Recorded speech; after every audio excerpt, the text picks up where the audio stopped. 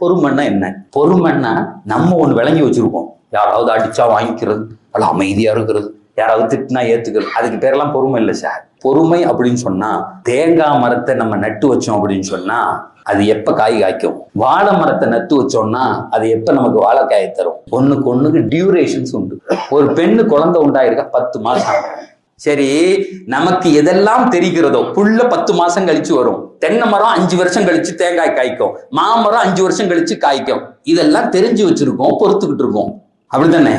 பெருமானார் சொன்னாங்க, சபுர்னா என்ன தெரியுமா? நீ தெரியாத விஷயத்தில் பொறுப்பதுன்னாங்க.